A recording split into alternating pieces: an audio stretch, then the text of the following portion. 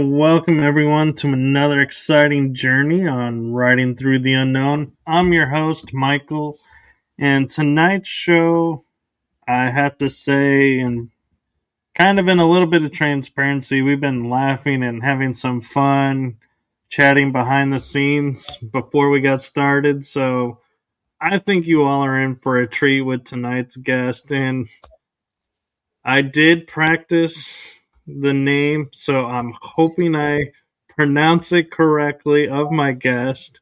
Because as a host, we all know there's nothing worse than pronouncing your guest name wrong. So I will do my best.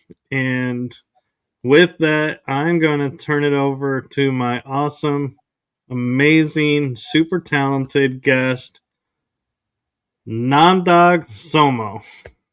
Oh, you bet. Thank you, Michael. Thank you for having me here. Well, thank you for coming on and sharing what you're about to share with us. Yeah, I'd be interested to see what that is too. And so, for those who may not be familiar with your background, would you mind giving the audience a little taste of who you are and what you do? So I am a shamanic practitioner, like a shamanic life path coach. And I teach people to regulate their nervous systems. So basically, when COVID started and everyone went on lockdown, I had just almost died in 2018 from alcoholism, and I was in severe liver failure. And I was good at hiding it. A lot of people didn't know. I mean, that was coming out of 19 years of hosting, Buddhists at a Buddhist center. And basically what that did to me was compound my child abuse and trauma from a young age. I never dealt with that. I drank on top of it, after my baby died. And I wasn't able to have any more. I just would drink over that pain. And everything led to where I am today. So my past was just my path, and it brought me here. I wouldn't be sitting here, which is really amazing, and I wouldn't have met Michael. So I'm very glad to be here. But basically I just help people find their inner power, to uncover who they really are before they were brainwashed by family, society, religion. When you're two, you get those timeouts, and that's when you start exercising your voice. That's when you get shut down. And you just keep getting shut down. And we all want to belong. We all want to belong and feel loved. So we change ourselves to fit in, to fit in with the crowd so that we won't be lonely, so that we'll be accepted. And since I've started this healing journey, I've lost a lot of friends. And I couldn't help it. It's like my vibrational frequency changes. They don't mesh up anymore. And people will move away from that energy if they're not the same type of energy. They don't want to be reminded that there's healing to do in them as well, and they're not ready yet, so they'll move away.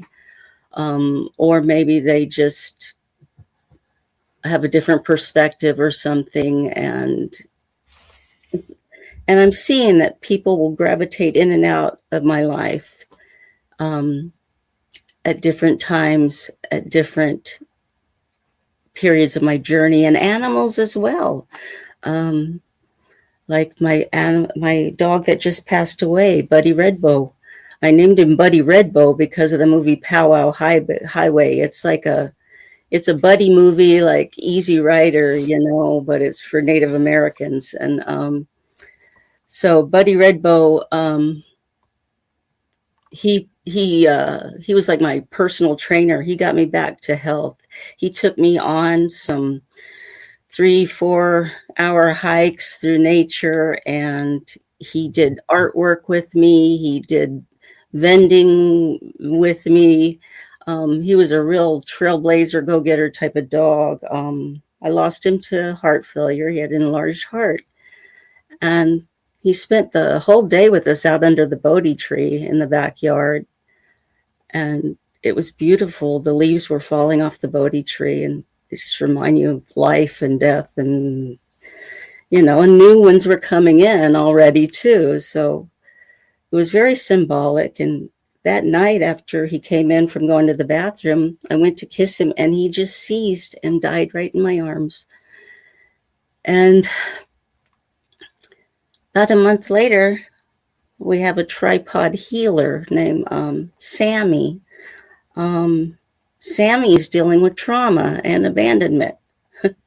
And that's what I'm dealing with. My birth mom left me when I was 5 months old. And, I've lost parts of my body because of past traumas and relationships. Like an ovary, a gallbladder, a baby, the ability to have, pieces of me too. And then he's been betrayed by somebody that loved him, who said that loved him, and that hurt him. So he's dealing with the same issues that I am, but also he's helping my husband open his heart chakra, and cry, which he's never been able to do. Because as a young child, he was told he's a strong silent type, So these messages that we're told as we are young by people like, oh, you're too sensitive. Like I was always told I was too sensitive. And that's kind of like telling me my feelings were wrong, And I am sensitive.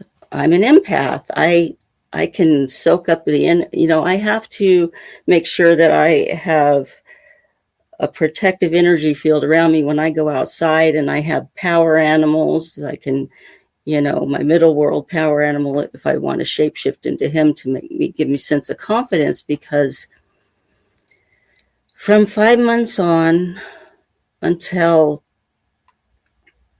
well, in the hospital, I was sexually abused when I was dying in 2 different of the hospitals. And I thought that when I married my third husband, who was a sweet, wonderful guy, that I would never get attacked like that again, but it happened. And they lied and said that he had drugged me and to keep him away from the hospital, so I couldn't tell him. So we were both dealing with this type of betrayal that we're trying to work through, but it's brought us even closer together.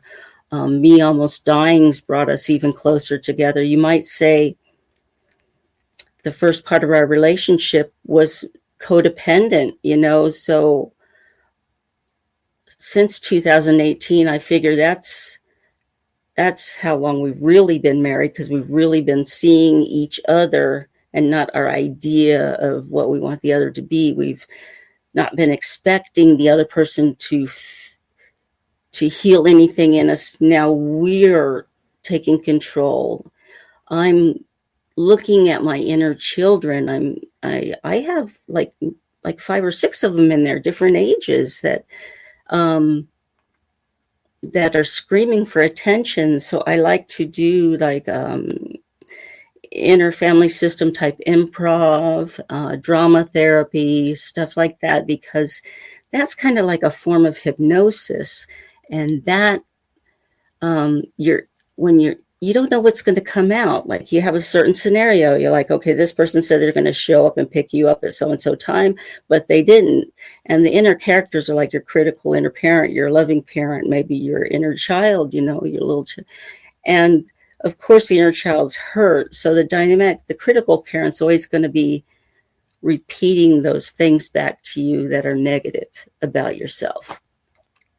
And what you got to do when that happens is tap into your loving parent. Because your loving parent is your higher self, and you got to give those inner children love and good talk, and everyone needs to remind themselves how powerful they are, because we are born like shamans until we get all that layers of film, false beliefs, dogma, blinders, fear. Fear is the biggest control thing of all. So since it's been getting scary in the world lately, I've stopped cooking and baking cookies and cooking for Buddhist communities and stuff like that, and cooking for AA and all that. I started out in AA, and then I went to other programs to help with the inner children. But because the abuse and trauma that I went through were so deep and for such a long period of time, and from people that I was supposed to trust, I started saying, I need a shaman to my husband. And then I did start my shamanic studies with my mother when I went to California when I was 16 and pregnant, to meet her for the first time since she left when I was 5 months old.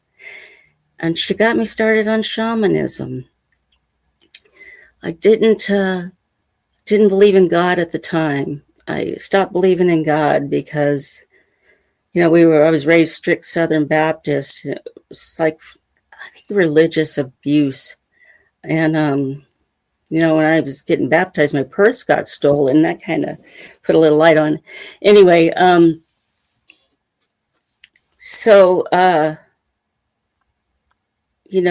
within a year, and I was young, so 5 people died, including my grandfather, who killed himself, shot himself in the head, and my brother and I found him.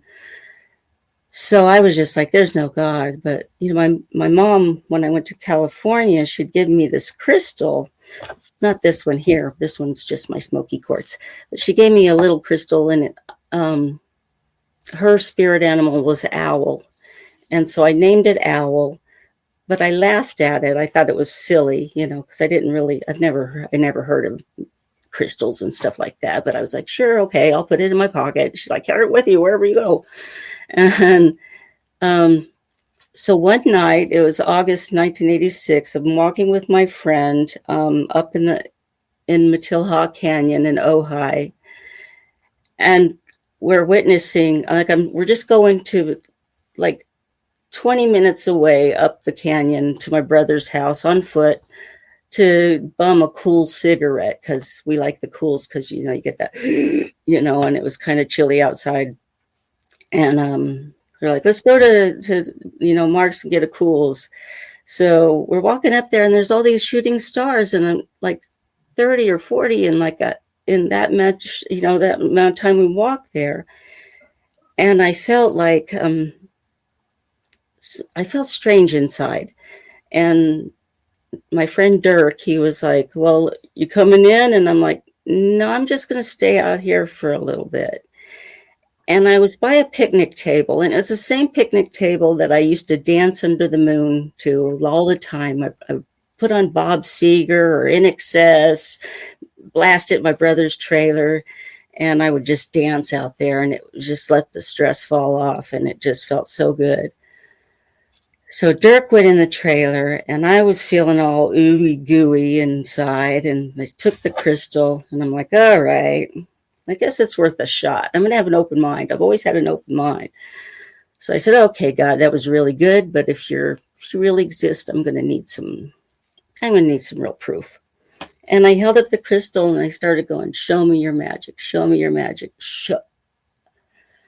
And I stopped like in mid sentence because there was a spaceship over me. There was like a white light in the center, and there were colored lights that were blinking simultaneously, and then just a circle of like white lights over outside. And I was just like, they couldn't move. And then it turned sideways. It was like flat, but it turned sideways and came at me like a plate. And I just like ran. I was, oh shit, I ran and I tripped over a stool and fell flat on my back, and it flattened out and it just skimmed right over my body. And I got to my feet and I called for Dirk to come out of the house. I'm like, Dirk. And he comes out and it was going off towards the mountain. And he's like, whoa, that's a UFO, gnarly. And I was like, you see it too? And he's like, yeah, man, that's a UFO. And I'm like, oh my God, because I thought I was like losing my mind. And so I was so excited, and we went home to tell my mom about it. And she was so pissed off. And I'm like, thought she would be excited. And um, she's like, you've been gone all night. And we'd lost like 6 or 7 hours, and we couldn't explain it. And Dirk was like a hardcore biker guy. And he was like, always his house was the biker house. And he like overnight turned born again Christian. And then I got hungry for spiritual knowledge, and I was devouring inner child books. That's when I found Healing the Child Within at an outside bookstore. And I was just like reading like Mary Summer Rain and Lynn Andrews and I forget it. This one Native American guy, something bear. Anyway, Snow Bear or something like that. And my mom started, her teachings she was starting to teach me things. And once I met my current husband, he took me to New York to meet his family. And I had to get away from my family because I was kind of like, I don't know, I think I was kind of like the black sheep up there. I just didn't really fit in.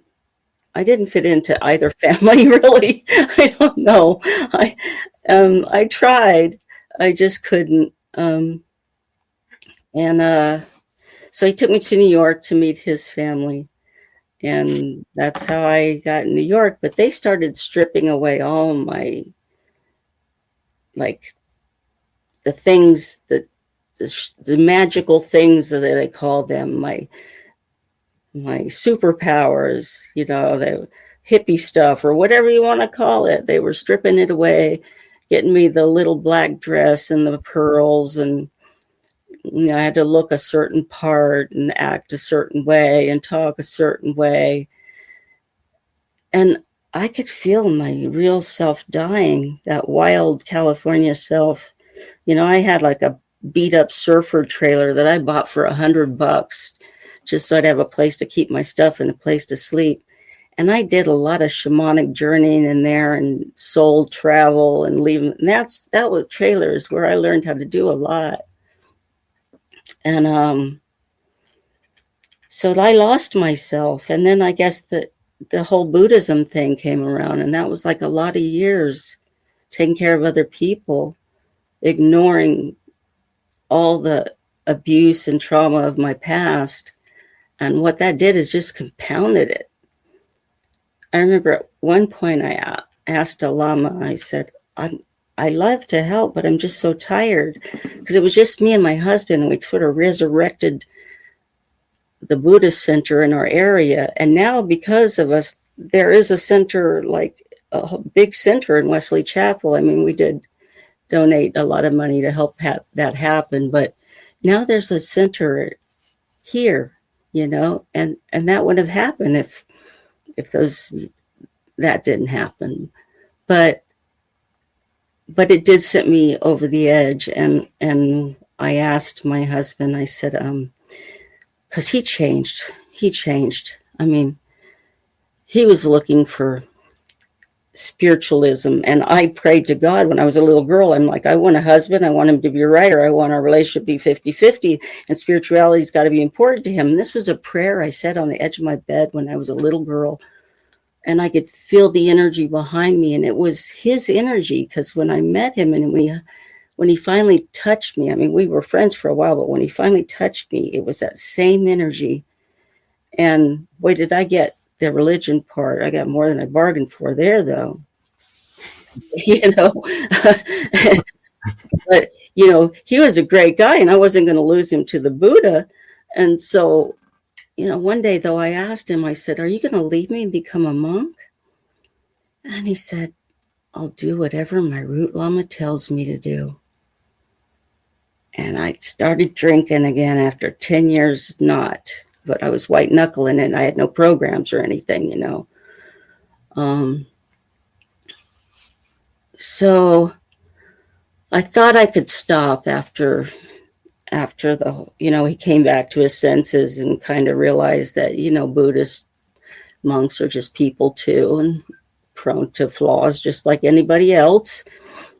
And it's inside where you got to do the work. You're the one that's got to do it. You can't expect somebody else to do it for you. You have all the power you need. And so we're back there now, but I couldn't stop drinking. It got me so bad. I had the big belly, the sloshy legs, sloshing, and the water just coming out. And yeah, I spent like 5 or 6 months trying to live. And then after I got out, I wasn't sure I was going to live either for a while. When I got to AA, they were saying one day at a time. And I was thinking, I don't know if I have one day at a time. But I did. And so after I got stronger from not drinking, then it was time to work on the inner child issues and all that. And, I got to that point where the words just fell off. Talk therapy wouldn't help. And I knew I needed to do a deep dive, and I've been deep diving ever since. And I said, well, if I'm learning this right now, there's got to be other people that want to learn it too. So I started writing articles and I put them out. I will have to say it's divine inspiration, though, because I don't know what I'm going to write about. It just hits me in the head, like all these shamanic masks. I just got visions of them, and they just kept coming. And now I'm surrounded by shamanic drumming masks, and I don't know what to do with them. But when spirit talks, you listen, So yeah. So I made it, and who knows? Maybe somewhere down the line, something's going to happen with all the shamanic drumming masks. And I know that I get thank yous for the articles because I put exercises in them. And I don't want people to have to pay an arm and a leg to get better, to get back to themselves. I mean, their authentic selves was stolen from them, so why should they have to pay an arm and a leg to get them back? It seems like all you got to let people know is they have the power to do it. Just follow some and believe that they have the power to do it.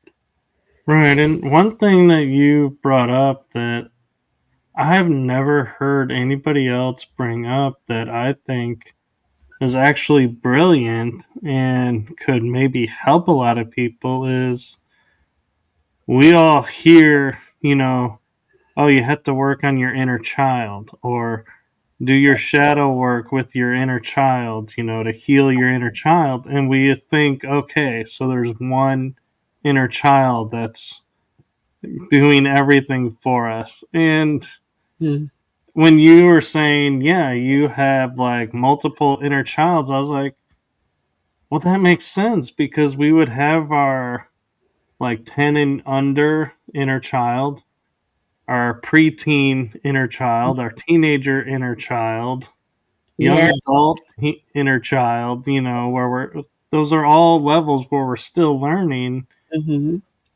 And it would make sense why, at certain age, material, the inner child healing work necessarily, it does work, but it doesn't really hit the core, and you're having to repeat it a lot because we're talking to the wrong inner child. Hmm. Well, I think it's different for everybody, but for me, it's I had certain traumas when at the prepubescent age. There was a lot of ages that got hit. So I have like a 5 month old, um, a 4 year old, a 6 year old, a 9 year old, 11 year old, and then the teen, the 16 year old that lost the baby. The teen that's your anger. The teen is usually your anger. When you're angry, that's the teen. When you're sad, it's usually one of the little ones. And when you're talking badly about yourself or down on yourself, that's the critical inner parent. And when you the loving parent is coming from your higher self. So everybody needs to tell the critical inner parent to work with the loving parent, because she's given the inner children what they didn't get from the parents. So it's up to the individual to give themselves that love that they crave from the outside world, because they're not going to get it the way they want it unless they give it to themselves. And Right. And it makes sense too, as we think about, like, you were saying, like, the teenagers, the teenage years are usually the anger years where there's the acting out. And so it makes sense that that love would be different from, say, the little child who was like, I was scared over this. That's a different love. And the inner child that goes, well, this person just picked on me, but I learned to do this, this, and this. Well, that's a different type of love. So there's different loves per situation, per inner child, so to speak. usually the inner So, teen looks after the younger ones too. Like the inner teen will stick up for the younger ones and get angry for the younger ones. But then you're also got a sad part, and that's the younger ones. Um, it's just about feeling what's going on. And I think like um, Richard Schwartz has a book out, Internal Family System book. It explains all the different parts. Um, that's one you want to get, because it helps explain the dynamics between the different parts and how to know how to work them. Um, and that's another thing. I just listen to so many trauma specialists and study them. And, I got certified as a trauma specialist and a debriefer. But I doesn't mean I'm going to stop learning from some of the top people, because, what I learn, I help others with that, or the ones that are looking for it. I know I was looking for it. And when I was walking by that outdoor bookstore, it was Bart's Bookstore in Ojai, California. And they had a big tree growing through the center of the bookstore. And I would always walk with my backpack. And there it was on the outside of the bookstore, healing the child within. And the funny thing about that is my husband's sponsor in one of his codependent programs told him, well, he, he was a like apprentice to uh, Charles Whitfield, so he was friends with him, and we're friends with him when he wrote the book, and he was my husband's sponsor, and he told him to get Healing the Child Within and read it with your wife. I was like, what?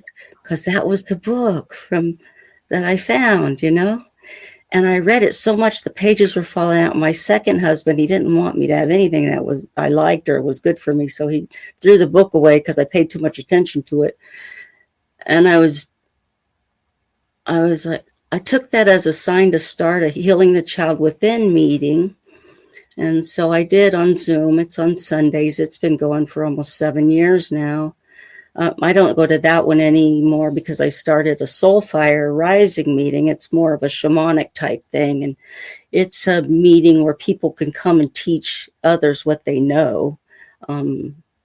So it's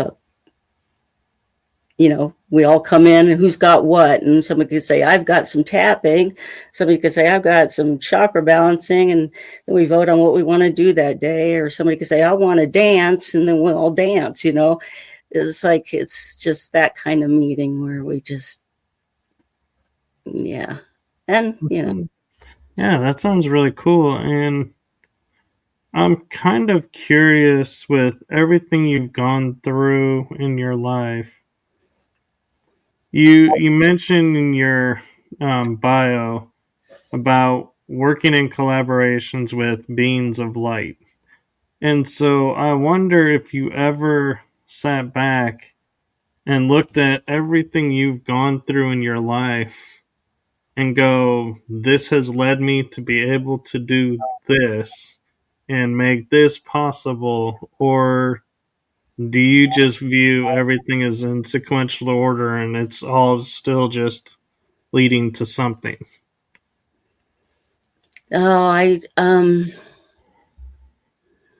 It feels good to love my parents and not be upset at them anymore. And my mom helps me with art now. And I never got along with her when she was alive. And she's on my screensaver on my phone now. It's like I make shamanic ancestral healing power dolls. And my niece sent me a pair of black pants that belonged to my mom. And I used the pants to make dolls. And I stuffed the dolls, like my nieces sent everything they wanted me to adorn it with or put in it, memories of her. So it's got herbs and memories inside the doll. It's my mom's pants. And then I decorate it. And it's supposed to do ancestral healing. And it's by my front door. And then I have pictures of her on it. And I bet my little cards there. And sometimes I'll leave her a little cookie or a flower in there. And but I look back at it, and especially now that I know at my original soul family, I chose my whole path. I chose to be molested as a young infant and molested all throughout my life and raped. I chose to be beaten. And that sounds terrible because people that have gone through horrible stuff are like, I did not choose this. And yeah, if you want to be that way about it, then it's going to hurt more. Well, what we're talking about, I'll just see if this helps clarify it, is we're talking on a soul level that you made soul contracts before coming that certain things would happen. We're not saying as in this realm being already born going, okay, I want you to do this so I can learn this.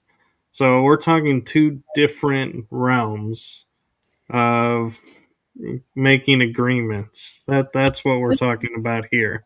You do come with an original soul agreement, but there is a time in your life you can say, I don't want to do this anymore, and you can rewrite your soul agreement. I took a soul agreement journey. That's to the upper world. You can't go alone. You have to have your spirit animal guide, upper world animal guide, or whoever your upper world guide is, take you there. And then it's from there, you have to go even further. It's this whole journey. I have the way to do it on my YouTube channel. One of the YouTubes on there shows you how to rewrite your soul contract. But yeah, it's all the lessons you want to, and if the more trauma you have, then you just agreed to burn off a lot more karma, you know?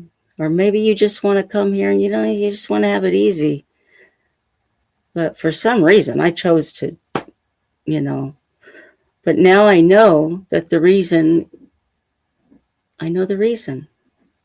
I know the reason I don't have babies. I know the reason I can't. And I know the reason I'm here now. And I know what I'm going to do with the rest of my life. And I need to keep the medicine pure, so I'm not really attaching any monetary value to anything. Because like I said, we didn't have to pay to lose it. We didn't have to pay to get abused. We shouldn't have to pay to get our authentic selves back. We didn't pay to lose it. Mm-hmm. So I'm kind of curious with everything you've been through, and normally I'd ask, like, what was the aha moment that set all this into motion, but you've kind of already shared that along the way. And so what I want to ask is, how did it feel experiencing that aha moment and realization of, oh, I created this and now I can change it and heal it? So what did all that coming to you and all that awareness, what did that all feel like, and how did you manage to work your way through it all? I'm still working my way through it, little by little, because it's just gradual. I mean, and it takes a lot of patience. I think that the most important thing is to go inside of yourself. Everyone, I mean, instead of looking out there for the answers, I mean, they're all inside. And that's where your heaven and hell are. Which one are you going to cultivate? The trauma, too. Like, it's not all bad. And emotions, I mean, they're not all bad. Like, you could take the anger that you feel, and you could create some of the most wonderful art with that energy and transmute that energy into something amazing. And I love doing that. If I'm upset and I don't know what to do with that energy, I'll look right on it like something's getting made or written or something, and then sometimes I'll get up and I'm like, I don't, I should write something, but I don't know what I'm going to write. And I'm like, okay, I'm just not going to write today. And then boom, something will hit me in the head. I mean, not like physically, but just something, and I'll have to write about it because I'll know it's the higher powers, that be, and they want it written. And so the things I do now are not just for myself. They have to be for the whole of humanity, the whole, animals, nature. We're even vegan now. I mean, for the most part, sometimes we get like a biryani and it has some chicken in it. But other than that.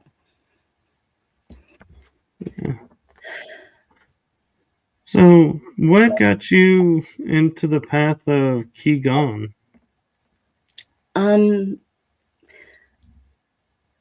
I had to hold my breath a lot because I had to hide a lot when I was a kid.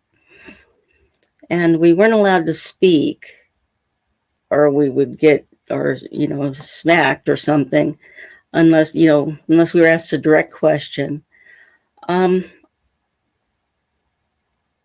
I wasn't breathing, and I didn't realize it until I moved to New York City. And on the subway, I wasn't breathing. And I realized I held my breath a lot. So tension and stress make you hold your breath. You're not, your breath gets shallow. And then I had like the gallbladder pains and stuff, and oh, it was terrible. And the qigong breathing would help loosen it up. But now it's like I depend on it.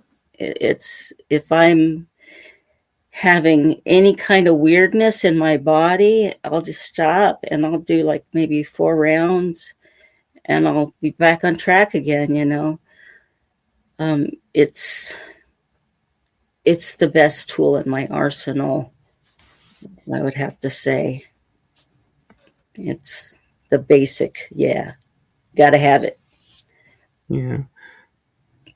And one thing I'm kind of looking at and trying to think about it and noticing your journey and your awakening and awareness and everything.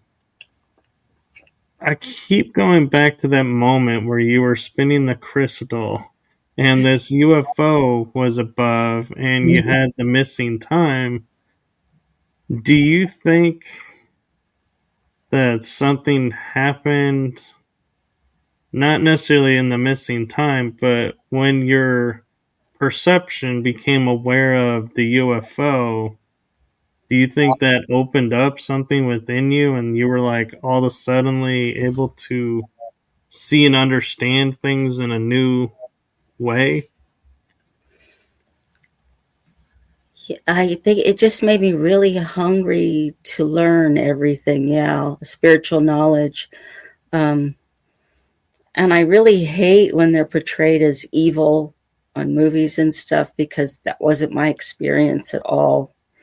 And even when I lived in Vegas, my second husband was extremely abusive, and my grandfather's ghost was even visit me. When my husband would leave the house, he would appear again. And so I know he was there looking after me as well. But I would have dreams that I would be abducted again, and I could feel myself being pulled towards the ceiling. I'd be walking down this road, and I would be naked, and there was like 3 spaceships, and people were running and screaming, and they were scared. And I was like, why is everybody scared? And then I'm like, oh, I got to go home and put clothes on. They're going to want to take me on a ride. And so I was trying to get my pants on, but then they just pulled me right out the top of my trailer. And then I would get back on the bed, and it would be like a bounce type thing. And I'd wake up and I'd feel so much better, because he he was so abusive, and I was out in the middle of the Nellis, outside of Nellis Air Force Base, in the middle of the desert, and with this guy in a trailer park. And he kind of chased away all my friends and family, and I was out there when I didn't know how I was going to get away from him. And I was having nervous breakdowns, and they would visit me, and when they would leave, I would feel calm and at peace. And I prayed for them to God. I prayed to him to get me out of there. And it just happened so fast one night. Like we were supposed to go camping, and then he came home, and he, as usual, he throws his tool belt on top of my typewriter, and he's like, we're going out to have a picnic in the desert with some guys I'm working with. And so we go out to the middle of the desert. There was like a big full moon. It was like reddish. And there was a pen full of these baby pigs. And I was talking to, the guys he worked with. They didn't speak, they were all Hispanic. They didn't speak any English, but I could speak some Spanish, because I worked as a waitress a lot. And, the guys in the back, you had to communicate with them. And I was playing with the little pigs, and then they just dragged this mama pig out in front of me and shot her right in the head. and right at my feet. And I walked up to her head, and her eyes just locked on me. And I put my hand on her head, and I said, I send your soul to heaven. And I felt like this jolt go up my arm. And then I was outside of my body, and I was above my body looking down at these guys butchering this mama pig in front of her babies and me. And my husband was making jokes about screwing the pig in the butt. And he had the knife in his hand. And I was like, I can't believe I'm married to that.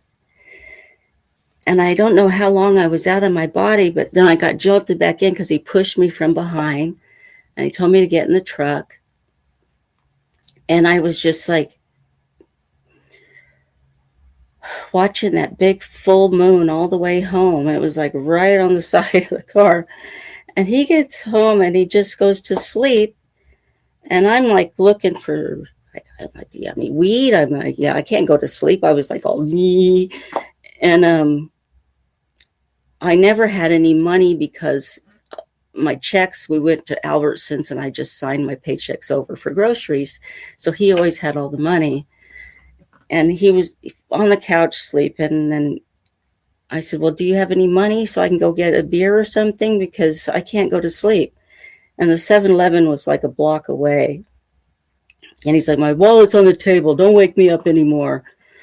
And so I'm just outside the 7-Eleven, and he rides up on his motorcycle, gets off, and just starts wailing me and throwing me on the ground and kicking me in the stomach with steel-toed boots over and over and over again.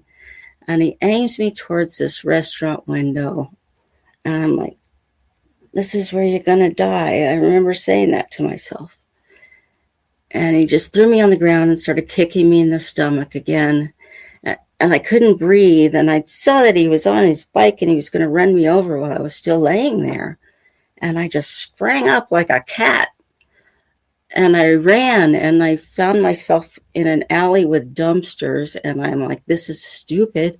Why are you in an alley with dumpsters? And so I heard voices. So I ran towards the voices, and it was a bar. And I just crouched in this corner, and this man started talking to me like a dog. He's like, come here, I won't hurt you, I won't hurt you, come here. I'm like, I ain't falling for that banana in the tailpipe again. You know, I will guys that say they ain't gonna hurt you, and then they do. You know, I'm not falling for that again. But then this pickup spun up, and this woman opened the door, and she's like, hurry, get in. And I didn't even think twice. I just dove in that pickup, and they spun out of there, and it was a woman and her husband. And they said, well, who was that guy? And I'm like, that was my husband. And they're like, why was he doing that? And I'm like, I don't know. He thought I was cheating on him or something. He was obsessed with me cheating on him. And I never would, you know, because that's what my first husband did to me. And I never make anybody feel that way. But after that, you know, I had his wallet and there was $150 in it. So I said, take me to the bus station, because they're like, where do you want to go? I didn't have anywhere to go. So I went back to Ojai, and the bus ride was hellish because I almost got picked up by a guy, this pimp, that was watching me the whole time. And then the LA bus depot, he was trying to get me to go outside with him. And I saw this man who looked like my big brother standing by the vending machine where the bus was lining up for the next bus to Ojai. And I said, well, let me go over there and get something from the vending machine. I'm a little thirsty. And he's like, well, hurry up. And so I went over there and I pretended I was putting money in the vending machine. And the guy that looks like my brother, he's like, that guy's going to hurt you. And I said, I know. What do I do? He's been following me since the bus. And he's like, stay here with me. Stay next to me. And he was really nice. I stayed next to him, and he looked like my big brother. It's like the angel sent that guy that looked like my big brother to get me away from that guy. And then the guy was mad. He was calling me a bitch and everything. He was pissed that I didn't come back there. But that's how my life has been. It's like it may be at the last minute, but something always happens that takes me to the next level or gets me out of, a sticky situation. And my husband and I were kind of in that now because since the COVID thing, he lost a job he had for a really long time, a good paying job.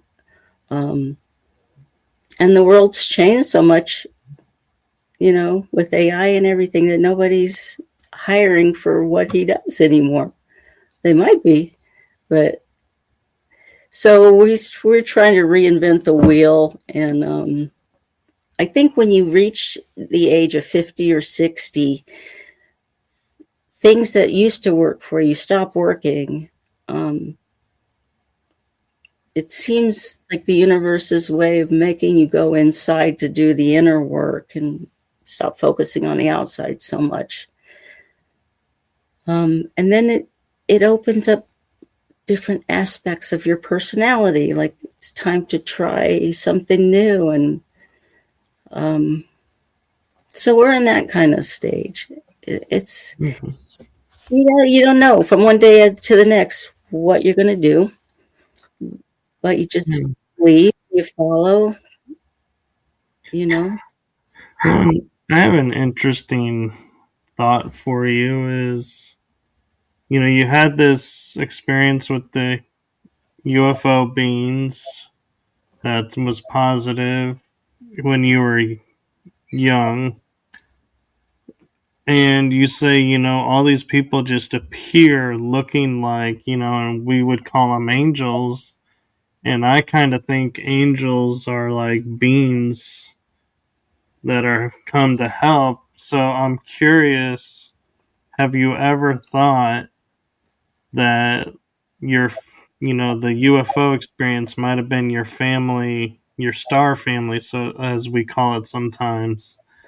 And so they've been watching out for you, and that's who, like the lady and the guy, her husband in the truck that just showed up at Mhm. the right time. Could that have been Yeah, your yeah, star family coming in and saying, okay, we're going to get you out of this? could And be. Yeah, I would yeah, never say never. No, I would never say never. Or it could be like souls that no, that's part of their contract.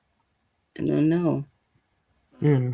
Why did that guy look like my brother so much so that I felt like he would be safe?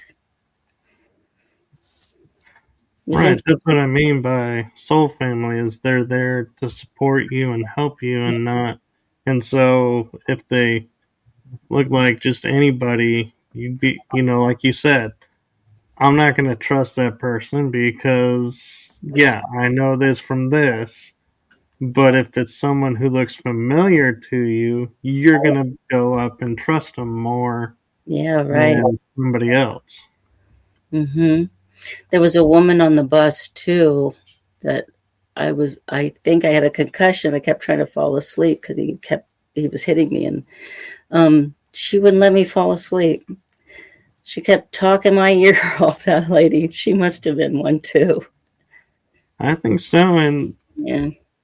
one thing that you talk about doing that I find very interesting is bridging between worlds. And I'm wondering, all of these things you've been through and are still going through, do you feel like this has all been put in your path because you were the bridge?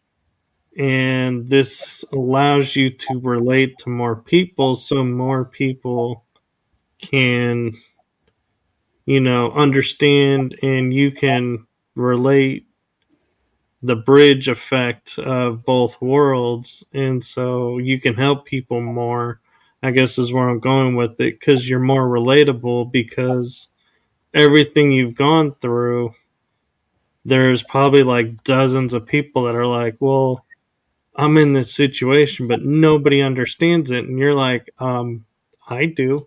I've been, and Yeah. they're like, yeah, you have.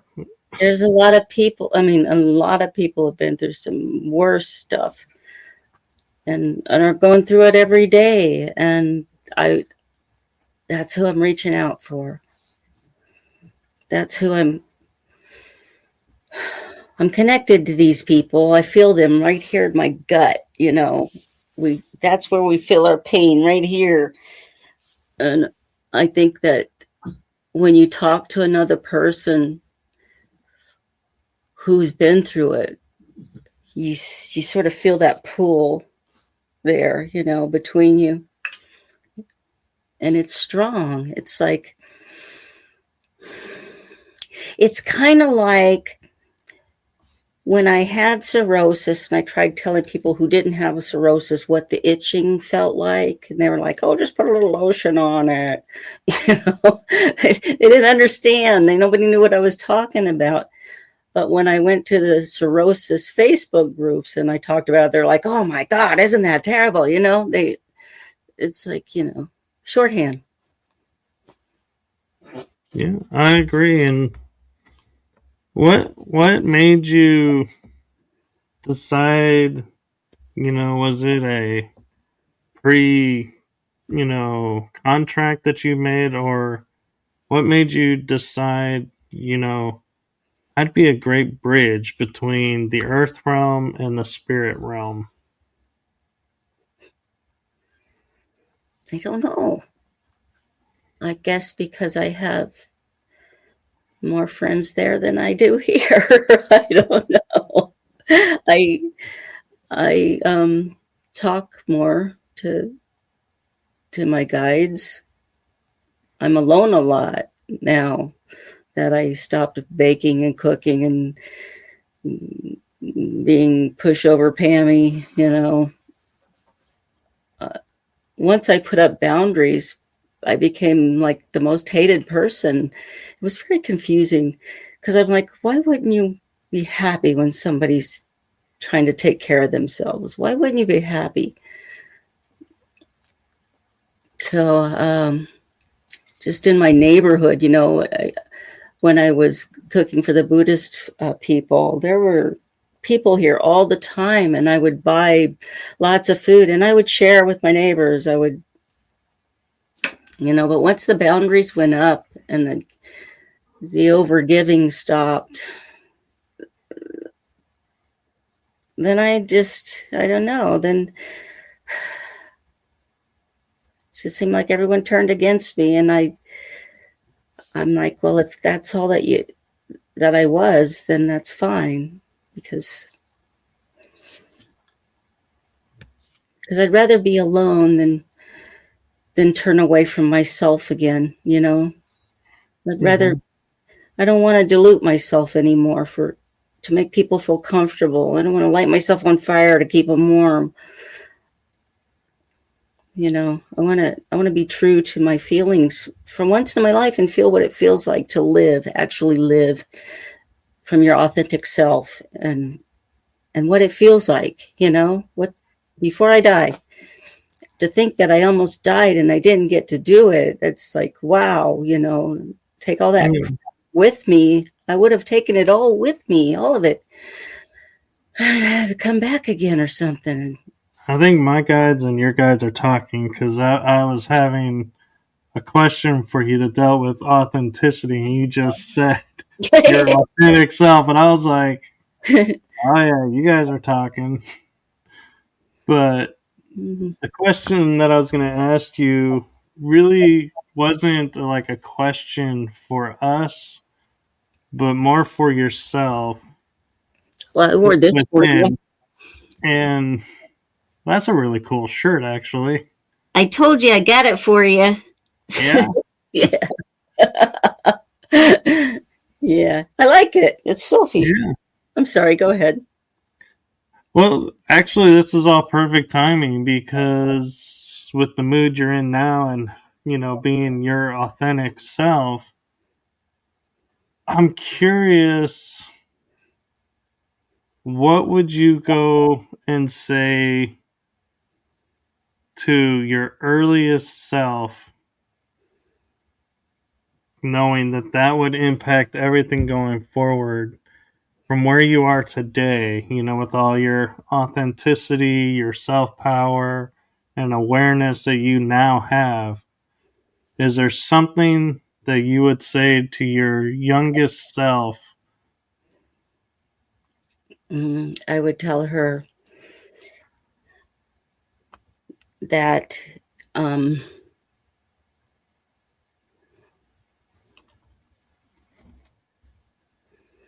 just be patient, and as long as she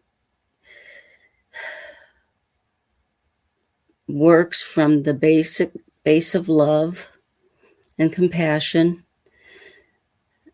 and sees herself connected to everything and every person and treats everything and every person and the environment and earth like she would like to be treated.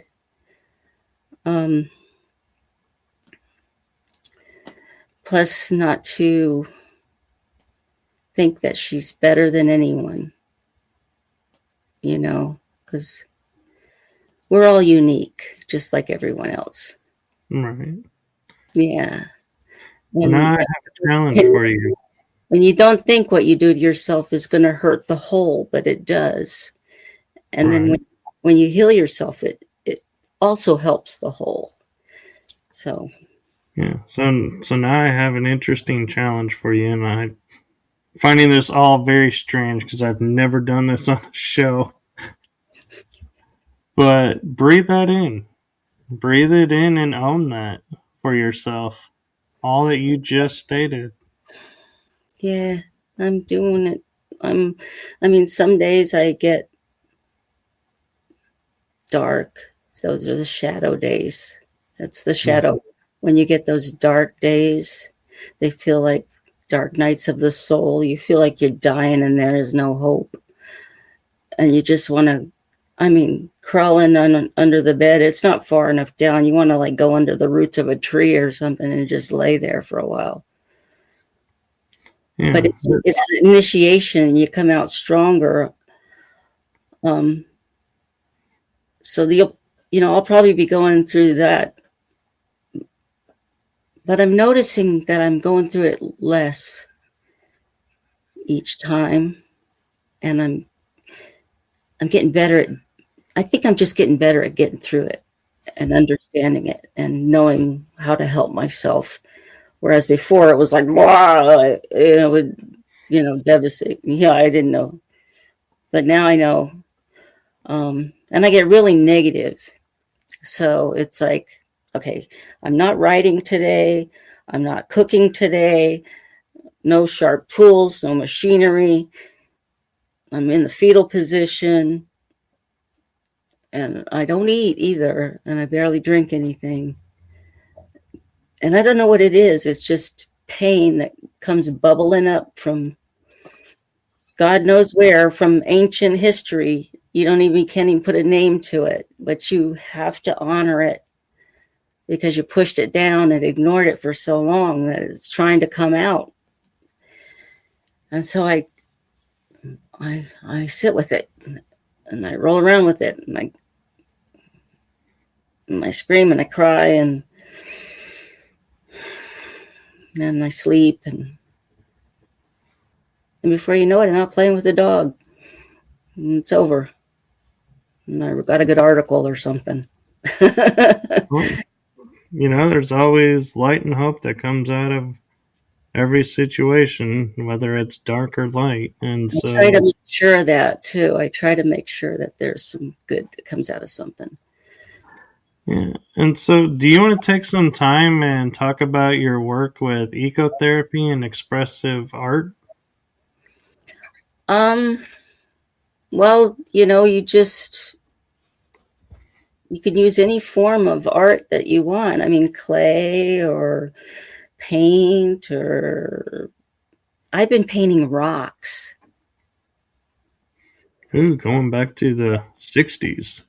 I And I'm in Florida, so I have to buy my rocks. Can you believe it? You can't just pick up rocks off the ground in Florida. You pick sand up. Oh, No, you're near the beach. the, there are no rocks like that here in Florida. It's sad. I came from the Poconos and upstate New York and stuff like that where they have rocks. California has nice, smooth rocks. Here you got to buy rocks. But hey, I painting all kinds of power animals on my rocks and Vikings because, when I almost died, I found out.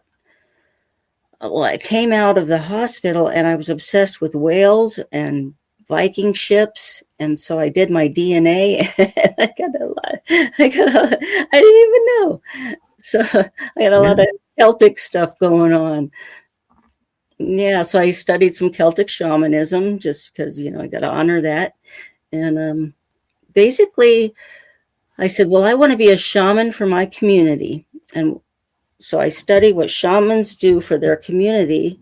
I even got a minister's license, so I could marry somebody if they needed to be married or something. And so I'm like, okay, the shamans, if someone's depressed, nobody gets depressed because they do art, they create. We're creative beings. We're supposed to create. And if we don't create, yeah, we're going to get depressed. So go out, find something in nature and bring it home and make something out of it. Like I got these monkey ear pods. Here, let me see. Get this one.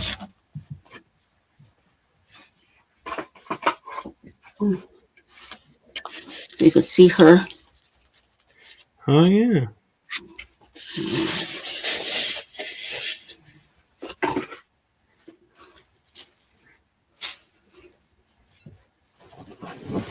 Okay, hello. So these are monkey ear pods, and they're from a tree in the park. And I also Okay. have them in the car because they got seeds in them, and I use it for a maraca to keep my cattle dog occupied so he doesn't get bored because the red lights last forever. So this is a shamanic drumming mask.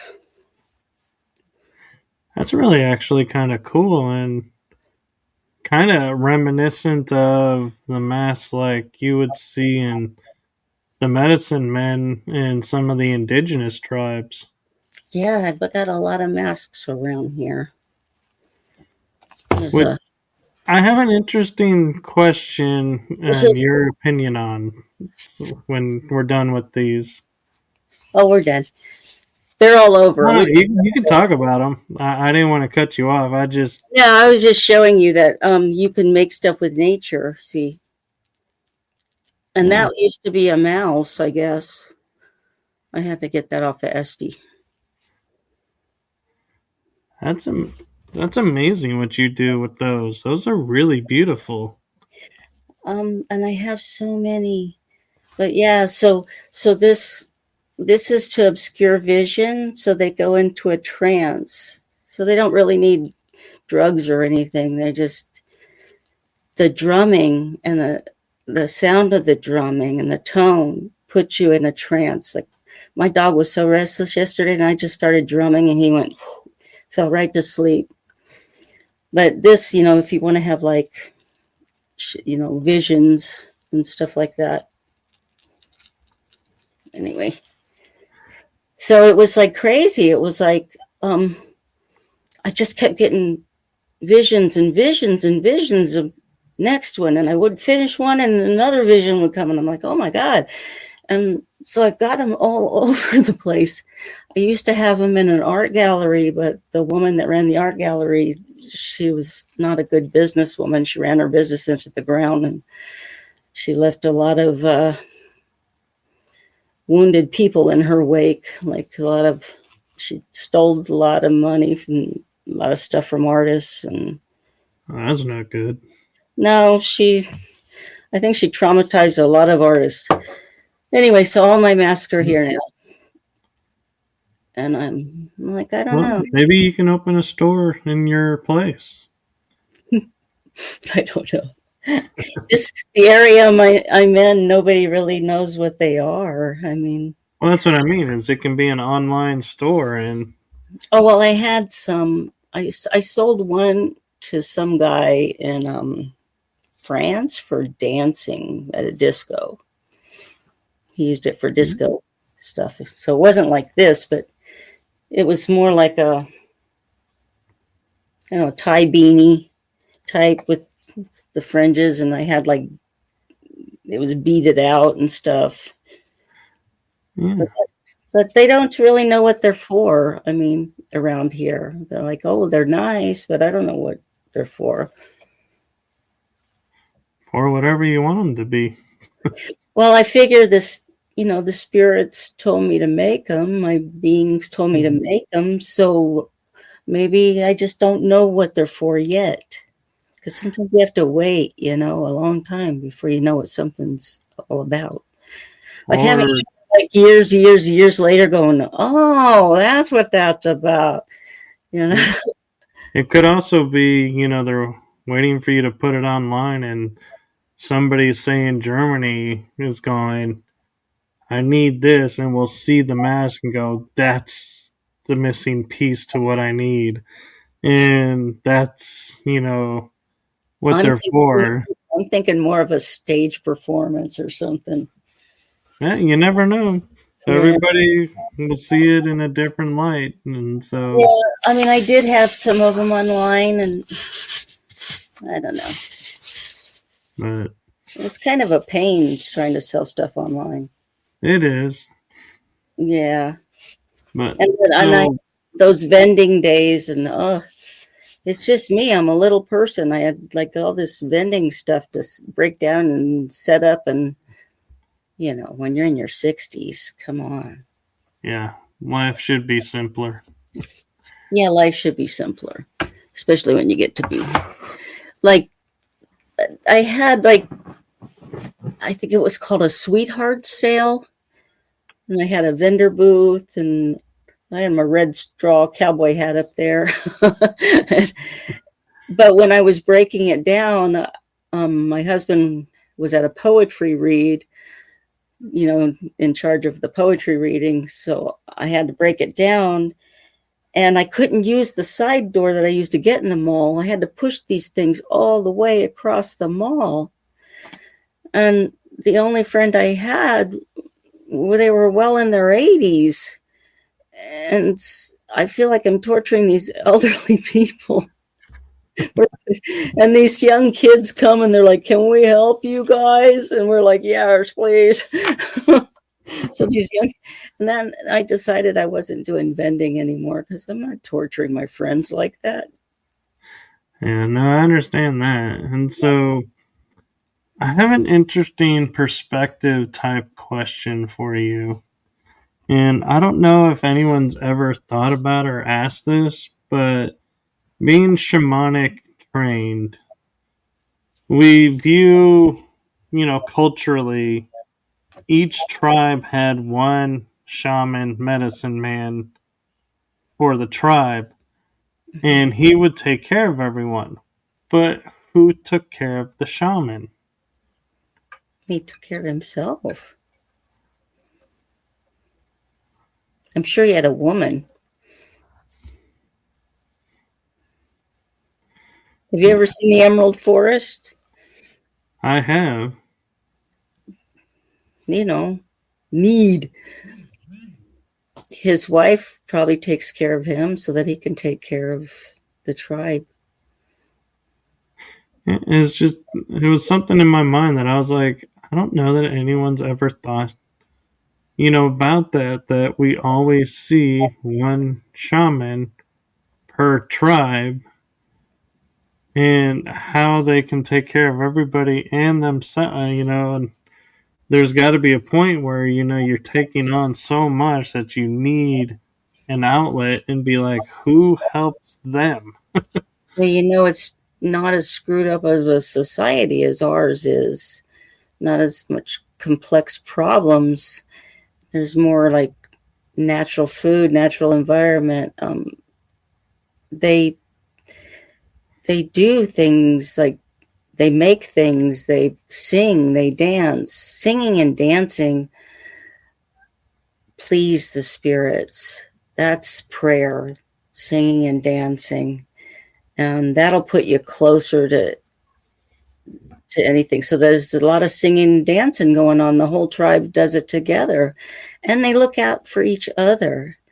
So I don't think that a shaman's job's like we would totally burn them out like the poor therapy dogs in our country, you know. The little eye twitches and stuff. That's my therapy dog. Blinky. That's my therapy dog, Blinky.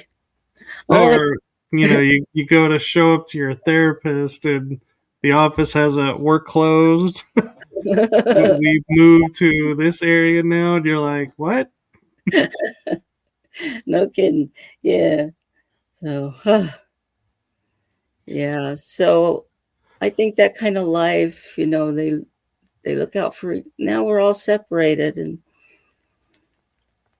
families have it hard. They used to have like whole community taking care of the children. Now people Yeah. with kids, I don't know how they do it. Things are so expensive. Oh yeah. And so with we're I actually just noticed we're over an hour by 18 minutes, so I apologize that I didn't notice that sooner. Okay. But do you have any advice or any message that you feel like you want to leave the audience with? That they need to give themselves the love that they're looking for on the outside. Give themselves like whatever you want, whatever.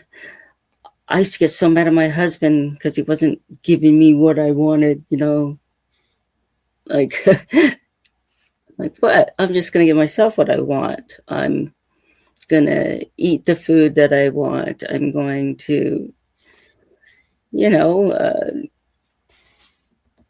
I'm gonna give myself a hug. I'll talk to myself lovingly. If I feel like I need to dance, or I'll go lay on the ground, or I'll go hug a tree, or take a long time in the shower and make it like some kind of ritual and play Viking power music. Oh, Viking power music. If you want to feel powerful, play some Viking war music. And just putting a dish in the dish drainer is epic, man. Oh, you feel so powerful. But I think I listened to too much Viking power music when I was first in recovery. And I got too much like yang energy. So now I'm trying to taper it off with some yin energy and do some. That's why I think my dog that passed away, he was more like a Viking warrior, and the one I have now is more like he's like a Zen master, like sits there and looks at something for like an hour. And so do I now.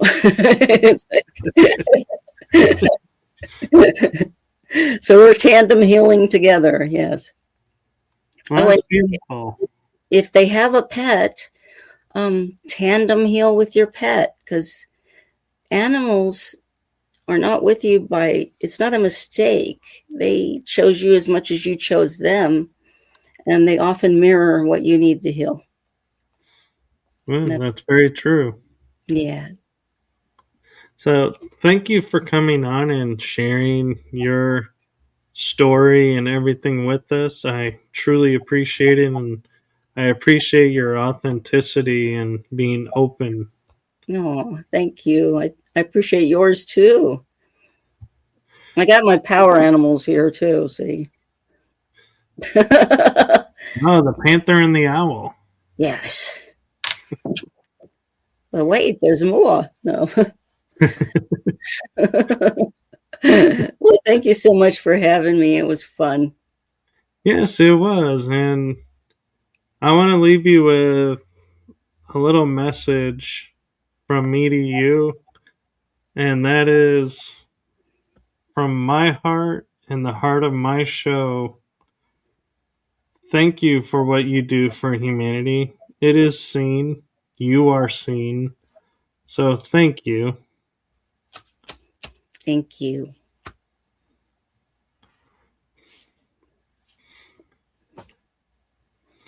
Yeah. So what do we do now?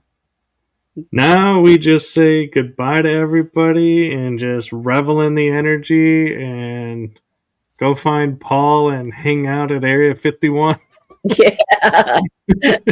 I got to watch that movie again.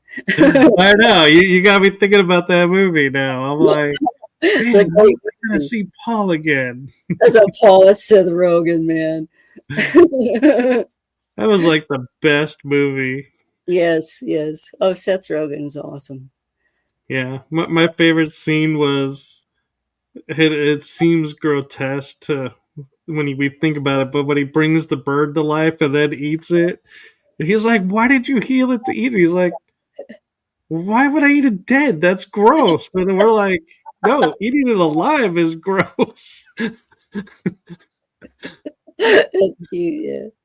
I like the show Resident Alien too. That one Yeah, cracks. Oh my gosh, that's so funny. That guy is hilarious. he is. I haven't seen him in anything else.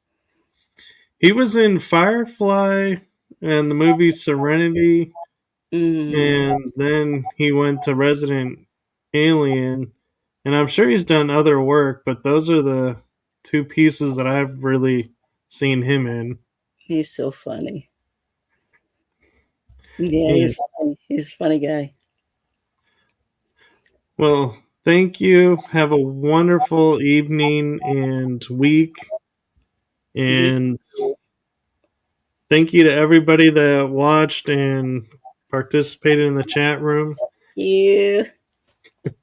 So, with that, we are going to say goodnight and blessings to you all. And may hope guide your days. Are you going to beam me up from here, or do I wait for Scotty? Oh, if you can get a hold of Scotty, you give me that number. I got friends who can get a hold of Scotty. He's called DJ and Shenny Penny. All right. Thank All you. right. Thank you. Bye bye, everyone.